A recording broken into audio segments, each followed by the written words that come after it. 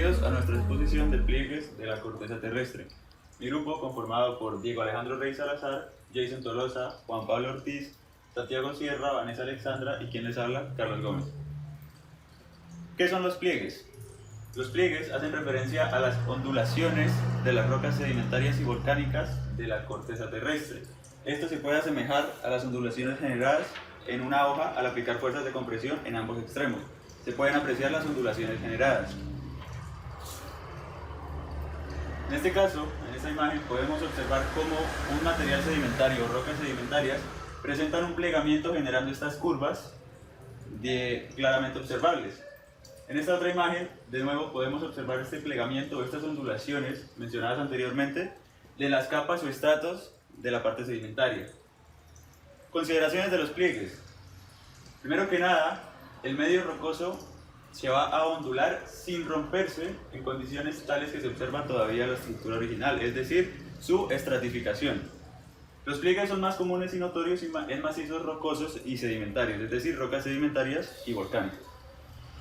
Por último, cuando esto ocurre, las rocas sedimentarias y volcánicas presentan una modificación en su geometría, generando planos lineales o rectilíneos. Bueno, ¿cómo se forman los pliegues geológicos? Vamos a ver que los pliegues geológicos se forman por esfuerzos compresivos que provocan acortamiento y engrosamiento. Entonces, si lo vemos rápido en esta imagen, ¿qué nos podemos imaginar? Que en esta tiene unos esfuerzos horizontales que hacen que exista un engrosamiento vertical. Entonces, así como dice esta definición sobre qué es acortamiento y engrosamiento, podemos ver que es el esfuerzo compresional horizontal que hace que las rocas se acorten horizontalmente y se engrosen verticalmente. Listo. Siguiente. Para que se formen los pliegues es necesario que los esfuerzos que ocurren en la corteza afecten a las rocas con comportamientos dúctiles y semidúctiles. Entonces, esto quiere decir que sean fáciles de desformar y pues que no sean, digámoslo, frágiles al momento de tener esa compresión. Los siguientes minerales que vemos tienen una característica importante y es que tienen un alto porcentaje de arcilla. Entonces tenemos las lutitas, limolitas, lodolitas y areniscas. Estos solamente son algunos de todos los que pueden existir. Entonces vamos a ver otra parte importante de los pliegues, y es que es común ver estas estructuras geológicas donde se forman zonas de subducción. Entonces, como podemos ver en esta imagen, la subducción se puede describir fácilmente como el ingreso de una de las placas dentro de la otra y dirigiéndola al interior de, digámoslo, de la corteza terrestre. Entonces, cerca de estas fallas geológicas activas son las que le dan lugar a los esfuerzos compresivos. Entonces, por ejemplo, aquí en este caso donde vemos una falla digámoslo, de fractura, es posible que cerca de estos lugares existan pliegues. Listo. El siguiente punto que, digamos, lo que vamos a recalcar es con respecto a que los pliegues se dan con los esfuerzos de compresión en donde las rocas pues no llegan a romperlas. Y en esta imagen hay algo característico que vamos a ver a continuación. Lo que sucede aquí es primero un pliegue, como podemos ver, este doblez que existe de los diferentes sedimentos, y aquí ya existe una falla. Entonces se llegan a diferenciar porque aquí en este lado pues ya hubo una ruptura y se caracteriza esto únicamente por su doblez. Vale, a continuación seguimos con las partes de los pliegues. En este caso iniciamos con lo que viene siendo la charnela, es decir, la charnela, el punto más alto del pliegue. En este caso se ubica en el punto más alto. Tenemos el eje o el eje axial. El eje básicamente lo que hace es conectar las charnelas dentro de este mismo pliegue. Tenemos una cresta. La cresta es el punto más alto, teniendo en cuenta que sería un pliegue convexo. El punto más alto del pliegue siendo este convexo. Tenemos los flancos. Los flancos básicamente son las dos mitades del pliegue que definen su geometría y están divididas a su vez por el plano axial. El plano axial es un plano imaginario que conecta todas las líneas de charnela, es decir, todas las charnelas o líneas de charnela de los estratos contenidos dentro del pliegue. Tenemos un núcleo. En este caso el núcleo es la parte más interna o la parte más comprimida del pliegue. Aquí se observa mejor el núcleo, la parte más interna, más comprimida del pliegue, o la que está más abajo. A su vez tenemos un ángulo de interlimbo. El ángulo de interlimbo básicamente es el ángulo formado por los flancos. El ángulo interlimbo puede estar ubicado en esta o en esta sección, independientemente de, pues, este se conforma mediante los dos flancos. Tenemos también el cabeceo del eje axial. Básicamente es el ángulo formado entre el eje axial del pliegue y un plano horizontal imaginario. Técnicamente es este ángulo que estoy señalando aquí. Por último tenemos el buzamiento del plano axial. En este caso es el ángulo formado entre el propio plano del pliegue, el plano geológico, y un plano imaginario, tanto vertical como horizontal. Entonces en este caso corresponde a este ángulo el buzamiento del plano axial. Tenemos además la visualización de los pliegues en mapas y cortes geológicos. Básicamente tenemos una vista en planta del pliegue y una vista en corte o perfil. La vista en planta básicamente se caracteriza por la repetición simétrica de los materiales, es decir, cada color representa un material. En este caso, las arcillas son de color rosado, las arenas de color amarillo y las calizas de color azul. A su vez, se diferencian de acuerdo al tipo del pliegue o su clasificación. En este caso, la vista en planta se denomina, o esta sección se identifica un pliegue sinclinal debido a su forma en V, como se logra ver en el corte, y en esta sección es anticlinal debido a su forma en A, la zona azul. Y lo mismo con el corte. Lo que pasa en corte es que se van a ver más a detalle los componentes que componen las partes o los estratos que componen este pliegue. En este caso tenemos arcillas rosadas, calizas azules y las arenas de color amarillo. Teniendo esto claro, vamos a pasar a la clasificación y los tipos de pliegues. En la clasificación se van a clasificar primeramente según su morfología, es decir, se va a hacer una descripción geométrica donde se van a tener en cuenta ciertos parámetros como lo son el sentido de la curvatura, la posición espacial, el ángulo interlimbo, es decir, el ángulo que se forma entre ambos flancos, y la simetría. Vale aclarar que estos parámetros son completamente complementarios, entre más se sepa de ellos, pues mucho mejor. Lo vamos a clasificar primeramente según el sentido de la curvatura. En este se va a tener en cuenta si se inclinan hacia arriba, hacia abajo, y se va a tener en cuenta la edad de las capas que lo componen. Entonces, primeramente vamos a hablar de los sinformes. Estos tienen una inclinación hacia arriba, donde la charnela se va a ubicar en la parte inferior, como se puede notar. Luego vamos a pasar a la antiforme, que es lo mismo que la anterior, solamente que esta vez la inclinación va a ser hacia abajo y la charnela va a estar en la parte superior. Cabe aclarar que en estos dos no se conoce la edad de las capas que lo componen, y estos hacen referencia únicamente a la inclinación de los mismos. Cuando hablamos ya de sinclinal, es una estructura geológica donde las capas que componen este pliegue se doblan hacia arriba y tenemos las rocas más jóvenes encima de las más antiguas. Lo mismo pasa con el anticlinal, que las más jóvenes van a estar sobre las más antiguas, solamente que esta vez se van a doblar hacia abajo. Por otro lado tenemos al anticlinal sinforme, donde se va a ver una inclinación hacia arriba y las rocas más antiguas van a estar sobre las más jóvenes. Lo mismo pasa en el sinclinal antiforme, solamente que esta vez las capas que componen nuestro pliegue van a estar dobladas hacia abajo. Al hablar de sinclinorio nos referimos a un pliegue regional compuesto de pequeños pliegues sinformes y antiformes, los cuales van a estar compuestos en este mismo, como se puede observar en la imagen. La línea media de este nos va a dar una estructura sinforme, como se puede notar, mientras que en el anticlinorio, al igual que el anterior, va a estar compuesto de pequeños pliegues sinformes y antiformes. La cuestión es que en este, la línea media nos va a mostrar una estructura asinforme. Bueno, ahora continuamos con la clasificación según la posición espacial. En esta vamos a tener 7 clasificaciones. En esta tendremos en cuenta los ángulos B y Y, a los que corresponden B al buzamiento del plano axial y Y al cabeceo del eje axial. Iniciamos con el pliegue normal. El pliegue normal se basa en un buzamiento en que el buzamiento del plano axial será vertical o subvertical, lo que quiere decir que B será mayor o igual a 80 grados, y el cabeceo del eje axial es horizontal o subhorizontal, lo que quiere decir que Y es menor o igual a 10 grados. Continuamos con el pliegue vertical.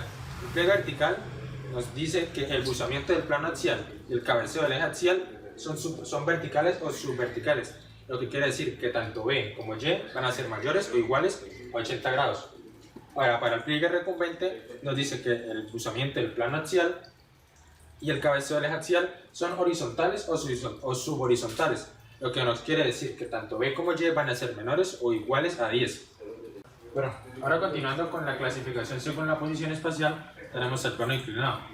En el plano inclinado, el buzamiento del plano axial tendrá un alto ángulo inclinado o bajo ángulo, lo que quiere decir que el ángulo B estará entre los 10 y los 80 grados. Por otro lado tenemos que el ángulo Y, que es el cabeceo del eje axial, será horizontal o subhorizontal, lo que quiere decir que Y va a ser menor o igual a 10 grados. Continuamos con el pliegue vertical con cabeceo. ¿Qué nos dice este? Nos dice que el buzamiento del plano axial será de un alto ángulo, lo que quiere decir que la B será mayor o igual a 80 grados. Sin embargo, el cabeceo del eje axial será suave, moderado o pronunciado, podrá variar entre las tres. Entonces, este variará entre los 10 grados y los 80 grados. Como tercero, tendremos el pliegue recostado. Nos dice, el buzamiento del plano axial será de alto ángulo, inclinado o bajo. Lo que quiere decir que la B podrá variar entre los 10 y los 80 grados. Por otro lado, tenemos que la Y, que es el cabeceo del eje axial, será moderado o pronunciado, por lo que variará entre los 45 y los 80 grados. Finalmente, tenemos el pliegue inclinado con cabeceo. En este, el buzamiento del plano axial es de alto ángulo, inclinado o bajo ángulo, por lo que va a variar entre los 10 grados y los 80 grados. Y el cabeceo de su eje axial será suave o moderado, lo que variará entre los 10 y los 45 grados. Finalmente tenemos esta tabla en la que se nos resume en los tipos de pliegues con los grados que corresponden a su buzamiento en el plano axial y el plunge o el cabeceo del eje axial.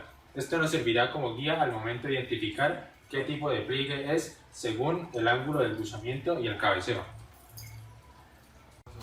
El pliegue se puede clasificar también según su interlimbo. ¿Eso qué quiere decir? Que se puede clasificar midiendo la apertura de su ángulo interlimbo. Como puede ver, observamos este pliego que tiene ciertos ángulos. Entonces, a partir de esos ángulos sale una tabla de clasificación. La tabla es la siguiente. Sería isoclinal cuando el ángulo es de 0 a 30 grados, cerrado cuando es de 30 a 70 grados, abierto cuando es de 70 a 120 grados y suave cuando es de 120 a 180 grados. También se tiene la clasificación de según su simetría. ¿Qué quiere decir esto? Que se puede clasificar según la simetría con su plano axial y surgen dos clasificaciones. La primera sería plano asimétrico. ¿Esto qué quiere decir? Que cuando su zona envolvente, es decir, esta parte roja, es simétrica con el plano axial que tenemos acá y no sobrepasa los 10 grados, eso quiere decir que su plano es asimétrico. Pero tenemos que el pliegue es asimétrico cuando su zona envolvente no es perpendicular a su plano axial y puede alcanzar hasta 80 grados. Por otro lado, tenemos la clasificación de los pliegues según su estilo.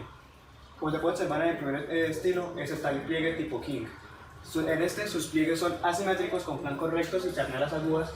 Ocurren generalmente como un flanco corto o que conecta con otros dos flancos más largos. Es decir, que cuando está subiendo el pliegue horizontalmente, conecta con un pliegue que está horizontal y este va a tener como un pequeño descanso para después seguir con su anterior forma. Como segundo tenemos el pliegue tipo chevron. Son pliegues simétricos con flancos rectos y charnelas agudas que usualmente acomodan un acortamiento paralelo a la orientación de las capas secundarias. Es decir, como se puede observar en esta imagen, los pliegues tienen un tipo de V, la cual va ascendente y en un tiempo se van a encontrar todas. Como tercero tenemos los pliegues parásitos. Son plegamientos de segundo orden que se forman en grandes estructuras sinformes o antiformes, y esto ya lo explicó a mi compañera anteriormente, que son los pliegues que están entre otros pliegues y estos se van formando y se le da la dirección según su línea del medio. Como se puede observar aquí, se están formando en medio de la roca. Continuamos con los pliegues prismáticos. Estos son pliegues normalmente intensos, disarmónicos, que ocurren generalmente en venas o capas delgadas de litómera altamente contrastante con la encajante. Es decir, estos son disarmónicos, no tienen un orden y normalmente parecen venas, no tienen una forma y contrastan normalmente con la roca con la cual van a encajar. Seguido de esto tenemos los pliegues homoclinal. Se denomina de esta forma cuando las capas poseen un buzamiento diferente a cero o a escala regional sin charnelas visibles. Como se puede observar en la imagen, no hay una charnela visible, que es decir, la curvatura de mayor nivel. Continuamos con los pliegues monoclinales. Se denomina monoclinal a un pliegue cuando solo tiene un flanco. El flanco es decir, cuando está cortado por el eje axial generado en este. Como se puede observar, las capas del flanco inclinado son horizontales. Como se puede observar en la imagen, está el flanco y las capas al lado son horizontales. Y por último, en los tipos de pliegues tenemos los pliegues superpuestos. Este quiere decir cuando un pliegue se superpone a otro, a un pliegue más antiguo, y adopta su forma anterior, como se puede observar en la imagen. Ahora vamos a hablar de las características adicionales de los pliegues. Como primera característica tenemos el orden del plegamiento.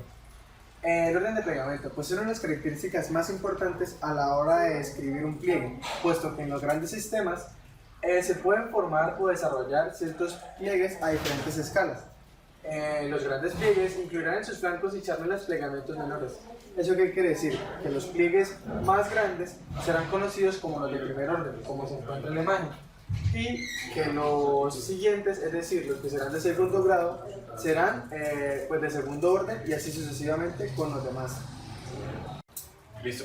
En la cinemática de plegamiento tenemos este ejemplo claro, que es que pues tenemos una superficie plana común y corriente y esta va pues a sufrir un pliegue, que es lo que venimos explicando. Cuando existe un pliegue va a haber una tensión superficial o superior y una compresión inferior. Entonces, ¿esto a qué hace referencia? Que cuando miramos el pliegue superior, que digamos lo que es la cresta, esta pues va a tender a romper esa parte que está ya unificada en extenderlo, y la parte interna lo que va a hacer es pues obviamente comprimirse de modo que exista un estrechamiento. Esto ocurre tanto, digámoslo, de forma con un pliegue hacia arriba como si fuese hacia abajo, solamente que se podrían invertir tanto el estrechamiento como el estiramiento. Bueno, continuamos con las estructuras internas de los pliegues. Primero que nada tenemos el pliegue parásito. Existe cuando hay una alternancia entre las capas delgadas y las capas gruesas. Como se puede observar acá está la capa gruesa y acá está la capa delgada. Lo primero va a ser que las capas delgadas van a tender a plegarse y la capa gruesa se va a ensanchar, pero va a mantener su orientación. Luego de esto, la capa gruesa va a plegarse debido a la capa delgada que se plegó primero, y esto mantendrá una estructura que controlará la geometría final del pliegue. Bueno, ahora continuamos con esta pequeña definición. Dice: los pliegues parásitos generalmente son nombrados según la letra del alfabeto a la que se parece. Quiere decir que tenemos 4 tipos de pliegues parásitos: pliegues tipo Z, tipo S, tipo M y tipo W. Como podemos ver en la imagen, los tipo Z y los tipo S son prácticamente el mismo. ¿Qué pasa? Que se invierten horizontalmente. Al igual pasa con el tipo M y el tipo W, sino que esta vez se invierten verticalmente. Ahora tenemos este dato: dice los pliegues tipo S y tipo Z son asimétricos, mientras que los de tipo M y W son simétricos. Finalmente tenemos estos dos datos que dicen que los pliegues parásitos son indicadores inequívocos de la presencia de un pliegue, lo que nos quiere decir que si encontramos en una columna estratificada pliegues parásitos, nos indica que habrá otra de mayor orden. Como segundo tenemos que los pliegues parásitos pueden ayudar a interpretar la geometría de un plegamiento no observado. Quiere decir que si tenemos una sección de datos reales, como vemos aquí en la imagen, podemos interpretar cómo seguirá esa secuencia gracias a los pliegues parásitos que se encuentran dentro de ella. Y eso sería todo. Gracias.